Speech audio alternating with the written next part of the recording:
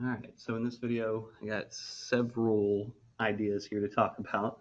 The first one is whether or not an angle is considered to be in standard position. So all standard position means is that it's drawn on your standard XY coordinate grid, uh, and the vertex has to be at the origin, and the initial side has to be on the positive x-axis here. The terminal side can be anywhere at all. All right. So you've got, let me back out there. So standard position just means that the angle is, on the grid, and the vertex is in the middle, and the initial side can be anywhere over here. Now, as far as the terminal side, where it ends and how you created or which direction you went from here actually matters. So if, here's our starting point. If we go in the counterclockwise direction, so this direction over here, that would be considered a positive degree measure. This right here would be 90 degrees. All right. Somewhere here would be between 0 and 90 degrees. But if you were creating the angle, instead of going counterclockwise this way, if you went downwards this direction, it would be a negative degree measure. So let's say we stopped it right here and created that same angle here on the paper. So if we created it going in a clockwise fashion, downwards here, this angle would have a negative degree measure, about negative 45 degrees maybe, somewhere in there. All right. Because the terminal side, this terminal end, because we got it by going this downward sweep, it has negative degree measure. Right. Besides the positive and negative, we can also talk about what quadrant. These angles have. You can describe them by what quadrant they're in. So, if the terminal side ends in this first quadrant, whether it was a positive, or we did this big negative sweep, if the terminal end ends in the first quadrant, you would say it's a first quadrant angle. Right? If it ends in the second quadrant, you'd call it a second quadrant angle, obviously. Let me ask it in the form of a question. So let's say, what quadrant angle is a 60-degree angle? Well, that was kind of easy. Let's go with a 200-degree angle in standard position. All right, so we're drawing an angle in standard position that has a positive 200-degree angle measure. And the question is, what quadrant is it in? All right, so the initial side has to be over here still.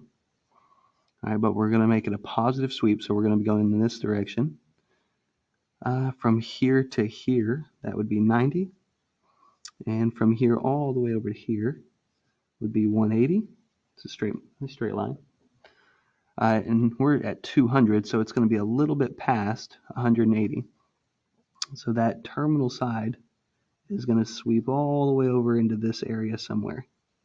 All right. So that's our angle. It's this huge 200-degree angle. And because the terminal side landed in this third quadrant, we would call it a third quadrant angle. Okay.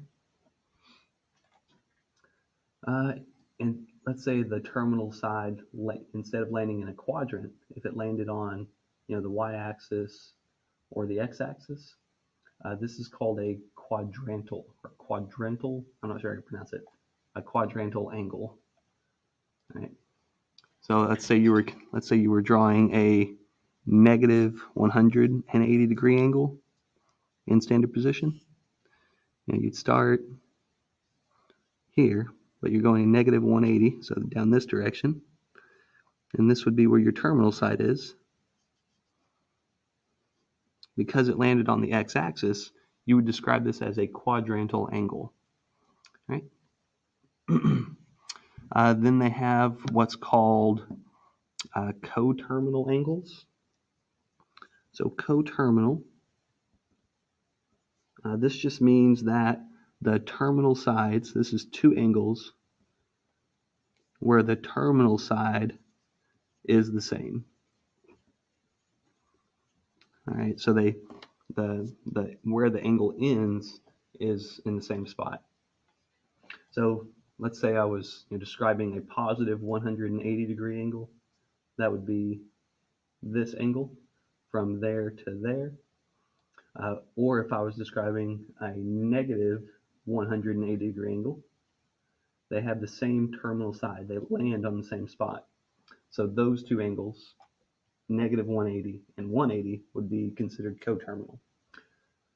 Let's say we were looking at an angle that was 45 degree angle and one that was, I don't even know what, see, 360 plus 45, that'd be 405.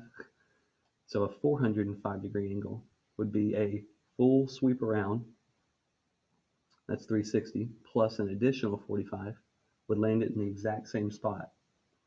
So you would say that 45 and 405, you would say that those are coterminal angles. Right?